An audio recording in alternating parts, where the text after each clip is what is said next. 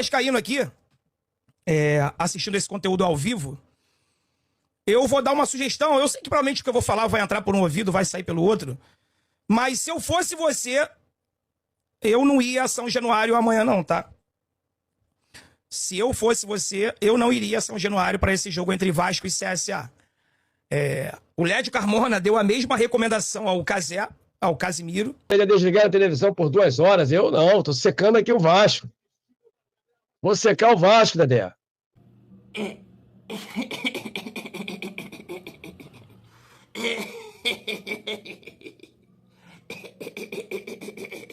Hoje não. Hoje não. Você mesmo. Você acha que eu não te vejo aqui? Quando o Vasco perde, você vem aqui brincar, zoar, rir do Tiagão. Você mesmo pensou que aconteceria isso hoje? Hoje não.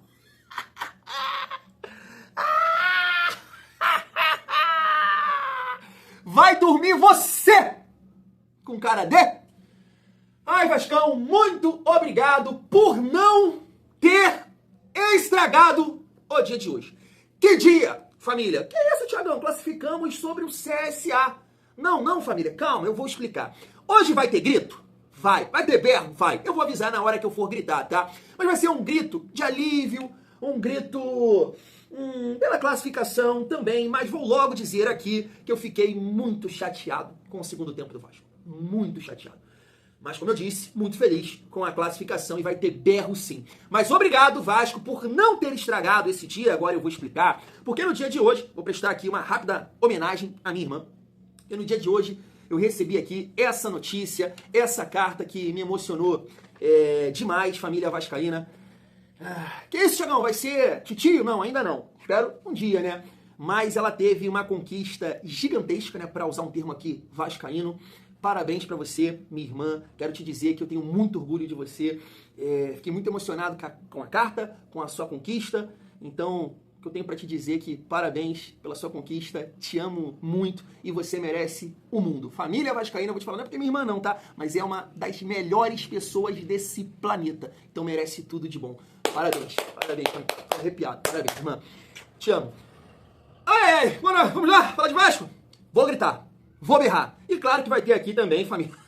A gente vai ter que reagir aqui ao meu amigo do CSA. Lembra? Ele falou, eu tô vibrando aqui com o sorteio, pegamos o Vasco, eliminamos o Grêmio, agora o Vasco, opa, moleza, pá. Se eles estão comemorando lá, vou comemorar daqui, deixa quieto. Perdão, meu amigo, eu vou ter que reagir. Vou ter que observar aqui, prestar atenção no que você está falando sobre esse jogo. Falou sobre esse jogo. Também aqui o Dezão, né? Alexandre Dezão, o André, Sentimento Tricolor, tava dando uma secada. Passou esse recado aí, mas tá aí. Vasco está nas quartas da Copa do Brasil. E agora, terça-feira, tem um sorteio, né, família? É isso. Então assim, família, comentando... meio perdido aqui hoje, tá? Thiago, tá esquecendo o grito? Vou gritar agora.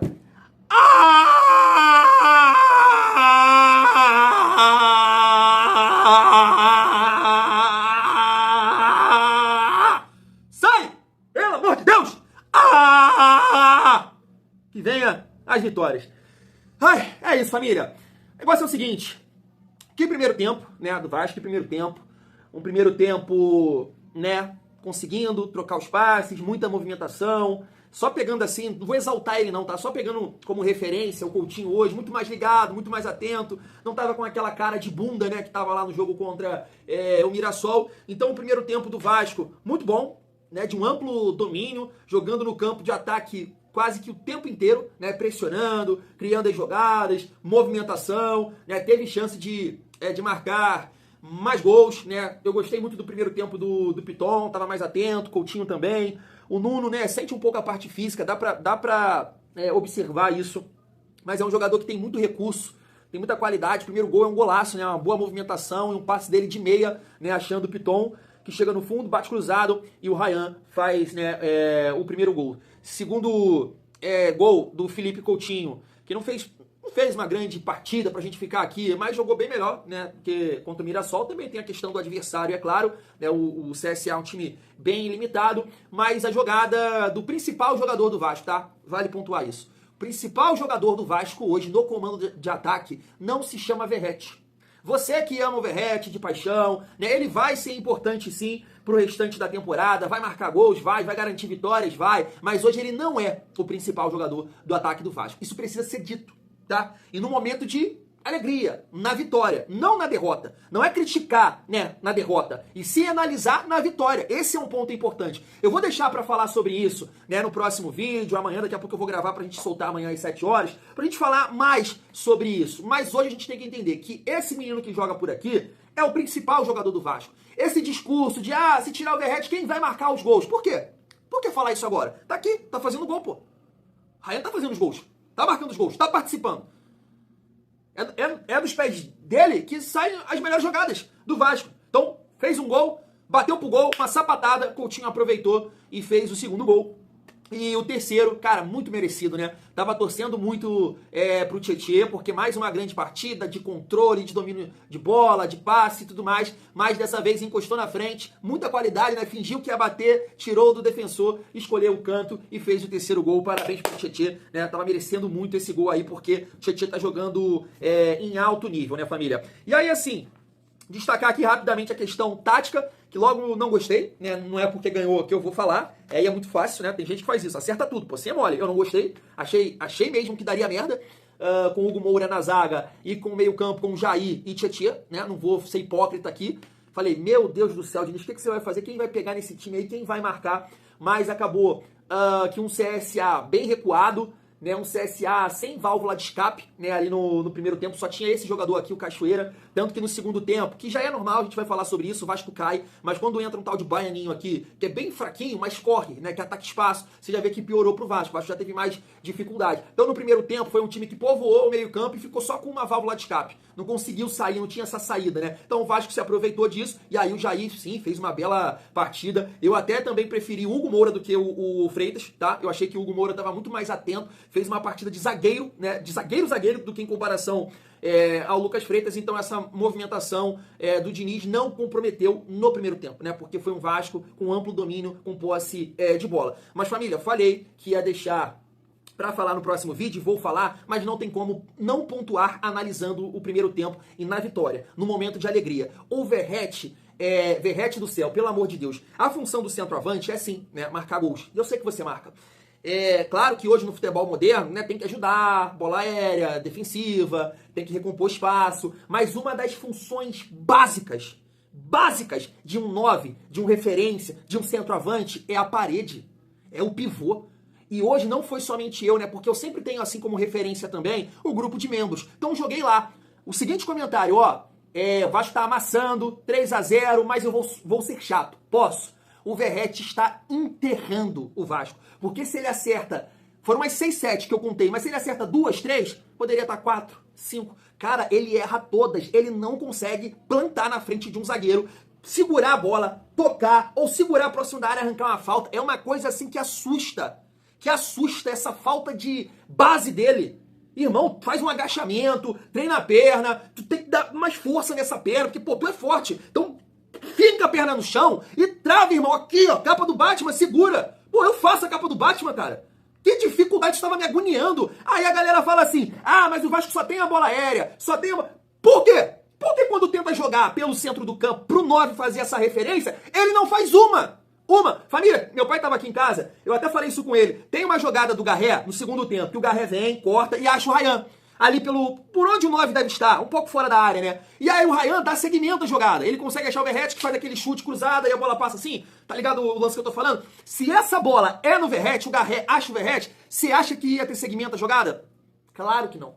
Claro que não. Claro que não. Então o Verratti e o PH, né, muita força física, mas mal nos cruzamentos, na tomada de decisão. Eu acho que foram os dois que mataram assim no primeiro tempo, né? E um grande primeiro tempo do Vasco. E aí no segundo tempo, se você me assiste aqui nossos vídeos diariamente, batata, né? Como diria meu pai, exatamente o que aconteceu. O Vasco no segundo tempo acaba, irmão. Acaba. E aí foi o que eu falei com vocês. Vou gritar, vou berrar, porque é o grito do alívio. Mas foi um segundo tempo que me desanimou bastante, porque o Vasco é muito frágil defensivamente, não somente pela linha de 4 lá atrás. É muito fácil tocar a bola, achar os atacantes, o cara que toca ele tem espaço, o cara que recebe lá tem espaço. Então assim, se o CSA tivesse um pouquinho mais de recurso de qualidade, muito provavelmente, né, a gente ia depender do Léo Jardim. Porque, olha, é um segundo tempo assim, todos os jogos, né, o Vasco cai muito no segundo tempo. Muito no segundo tempo. E aí tem 2 pontos, né? Tem o detalhe do setor de meio campo, que eu entendo o Diniz ter uma dificuldade de mexer para dar mais pegada a esse time, porque de fato Tietê e Jair estavam muito bem com a bola. Com a bola tem muito recurso, tem muita qualidade, mas os dois não marcam bem. Então fica um time exposto, fica um time frágil. A gente não pode ter a ideia que a gente vai ficar enfrentando o CSA quarta e domingo. Não é isso que a gente vai enfrentar jogadores com mais recurso, time com mais talento. Então ter Jair e Tietê na meiuca é complicado, não tem pegada nenhuma, tá? No primeiro tempo a gente até sustenta, mas no segundo tempo sente, porque os caras não é o perfil dos caras, não é a característica deles. E aí você olha pro banco, você tem o Matheus Carvalho mal, você tem o Thiago Mendes, que é por aí também, né? É o mesmo padrão, assim, mesmas características, bom tecnicamente, frágil fisicamente, e o Paulinho, que, né, era um cavalo, tá muito mal fisicamente. Então eu entendo essa dificuldade de mexer aqui, mas eu não entendo não tirar o Verratti, cara. Aí não, cara. Eu tava vendo um comentário agora do Fernando Campos, vou repercutir com vocês também mais tarde, ele falando tudo que eu tô falando aqui do Verratti, mas assim, é constrangedor, cara. Como é que sai todo mundo? Sai o Nuno, ele não tem medo de tirar o Nuno, ele tira o Coutinho, e não tô reclamando não, mexidas que eu faria. David e a entrada do Gaé, que entrou muito bem por sinal. Agora, ô família, o que eu tô falando aqui, o Verratti não é o principal jogador do Vasco. Ah, ele é o artilheiro do Vasco, sim, mas nesse momento, com o trabalho que tá sendo feito com o Diniz, não é.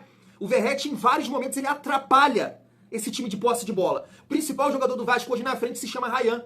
Então, se é pra ficar alguém, se tem que ficar alguém morto, cansado, esse alguém se chama Ryan. Você traz o Ryan pra cá, ou, né, no caso que ele joga aberto lá, o David pra cá, você joga o Lloyd, cara. Joga o Lloyd aqui e se vem Verratti, já não dá mais. Por que não pode, família? E eu não tô culpando o Verratti por essa queda do Vasco no segundo tempo. Não, é uma queda geral. É o meio campo que sente, é os pontas que já estão desgastados. Mas não existe justificativa para um primeiro tempo que o Verratti fez hoje e o Verratti terminar o jogo. O cara errou tudo. Não teve bola aérea, não conseguiu achar. Então por que não você usar o David, que também não entrou tão bem, beleza. Mas David de referência e o Lloyd, você muda a dinâmica do jogo. Você tem um time mais rápido, mais leve. Isso precisa ser testado. Cara, não pode, não passa na minha cabeça um negócio desse, o cara jogar todos os jogos e ficar em todos os jogos os 90 minutos. Isso não existe, cara. Cara, o CSA troca a referência, o Vitória troca a referência, e aí não dá pra colocar na conta de não ter um centroavante em reserva, pelo amor de Deus, não é isso. Bota o David lá, o David pode fazer o 9, bota o Ryan, daqui a pouco vai ter o GB no banco, e ele não vai tirar, pô, então não tem que ir reserva. Ah, você prefere ter o Everaldo? Você prefere ter um Sebastião Ferreira da vida? Não, pô, eu prefiro ter o GB no banco. Vai ver se vai botar, não vai botar nada, não vai tirar o Verratti. E isso é agoniante. Pelo amor de Deus. Cara é importante, o cara é artilheiro, mas olha o primeiro tempo que ele fez. E ele fica até o final. Pô, isso é surreal, Fernando Diniz. É surreal. Então assim, família, muito feliz com a classificação, mas eu vou te falar uma coisa. É um segundo tempo assim que me desanimou bastante, porque continua caindo fisicamente, o adversário cresce e ele continua insistindo em não mudar um estilo de jogo. Ter um time mais leve, ter um time mais móvel, um time que de repente possa ajudar mais aqui, né, o setor, preencher mais o espaço, fechar as linhas com mais velocidade pelo corredor para lateral não subir, ou o próprio ponta ajudar na marcação, o setor de meio campo que está desgastado. Não, ele mantém a referência que não acrescenta nada tecnicamente, já fisicamente desgastado. Isso é surreal. Isso eu só vejo aqui no Vasco. Eu só vejo no Vasco. Nenhum lugar no mundo faz isso. Nenhum lugar, tendo reserva ou não tendo reserva. É só no Vasco. Só no Vasco. Então assim, família, desculpa, tá? Porque assim, o segundo tempo foi muito ruim. O segundo tempo foi muito ruim contra um time da Série C. Agora, feliz pela classificação, aliviado porque o CSA eliminou o Grêmio. Né? O Grêmio não conseguiu ganhar do CSA jogando em casa e esse time tá na nossa frente do Campeonato Brasileiro. Pra você ter a noção, sabe? Que esse time do Vasco, né, tem que estar melhor no Campeonato Brasileiro. Agora tem que corrigir essa parte defensiva aí que tá uma tragédia, família vascaína. Tá difícil, tá? Vamos reagir aqui pra dar umas risadas com o André do Sentimento Tricolor e o meu amigo do CSA. O Sentimento Tricolor, o André, é porque ele já deixa ali um recado para o Diniz. Olha só. O inteiro foi um jogo de um time só, que o Vasco jogou como se fosse um jogo treino, né, se impondo em cima do CSA, e o CSA, mal armado, não demonstrou reação alguma né? Tanto é que ao final do primeiro tempo, o CSA, os jogadores se reuniram ali, o próprio Nicola falou na entrevista saindo do primeiro tempo que os erros foram muito gritantes ali e que deveria corrigir isso. Talvez eles estivessem conversando ali de uma forma para se reorganizar, para não tomar mais no segundo tempo. Porque se o Vasco apresenta um futebol meio parecido com o que apresentou no primeiro tempo, era jogo para 6, 7 gols, né? Que eles iriam fazer na gente. Fazer um gol lá. Vamos ver esse ataque do Vasco aqui. Ih! Falei? Sabia. Falou, não. Tá, falei. Vamos ver esse gol do Vasco aqui. Gol do Vasco. O time do CSA é muito ruim, mano. O time do CSA é muito ruim. Gol do Vasco, 1-0. Opa. Botei gol do CSA aqui. Gol do Vasco, 1-0. Ai, família, eu quero ele. A gente conhece o Fernando Diniz. Já sabe. Tem alguns jogos que são bem típicos, né? Esse jogo aí, que tava todo mundo com a expectativa de dar merda, é o jogo que tem tudo pro Vasco vencer bem. Aí vai dar esperança pro torcedor. Aí o torcedor se empolga, agora vai, virada de chave, o ano começa hoje. Aí depois vem a espancada de novo. Outro gol do Vasco, acertei o placar, mano. Acertei o placar, falei que ia ser 3-0 Vasco no primeiro tempo. Pô, boca maldita do Carvalho é minha também, mano. Que boca maldita, mano. Falei ontem aqui, vai ser 3-0 Vasco no primeiro tempo. Ou o Vasco vai tomar-lhe uma paulada ou vai meter 3-0 no primeiro tempo. Boca maldita, mano. Falei que o Flamengo ia ser eliminado nos pênaltis. Falei que o Vasco ia passar. Mano. Boca maldita, mano. Banco, mano. É a cara do Diniz isso aí, mano. Isso aí é a cara do Diniz. Isso aí é muito a cara do Diniz. Tava na cara que isso ia acontecer. Aí o que vai acontecer? Ele vai ser exaltado. Os vascaínos vão falar que ele é foda, que ele é ofensivo, que ele botou o time pra cima, pra frente. Aí a expectativa, ó. Brrr. Aí depois começa. Tal. Aí começa a tomar as pauladas de novo. Ele é muito isso aí, mano. Ai, família, assim, é complicado debater com essa opinião. Ele conhece bem o Diniz, né? Apesar do Diniz ter levado o Fluminense ao título da Libertadores, o André, né, tem uma bronca com o Diniz, mas o primeiro tempo realmente foi um primeiro tempo só pontuando essa questão do Verratti e o Pereira que não foi tão bem, mas o segundo tempo não é de hoje, né? O Vasco caiu contra o Botafogo, caiu contra o Mirassol, né? Vem caindo essa parte física, é um time muito exposto. Entendo que no setor de meio campo, pelas peças, como eu disse, mas de repente você pode em algum momento do jogo ter a leitura, que você tira a sua referência, tenta um ataque mais leve, para esse ataque sem bola contribuir, né, marcando, ajudando para o seu time não ficar tão exposto. Mas a gente espera que o Vasco, cara, não erre tanto, né? Possa corrigir isso aí, porque o segundo tempo me assustou, né? Um time muito limitado, um time muito ruim do CSA, e mesmo assim, algumas vezes, tá? Não foram tantas, né, criou espaços e chegou, né, causando perigo ao Vasco, né? E isso é de se preocupar, e a gente tem que acertar. Fui!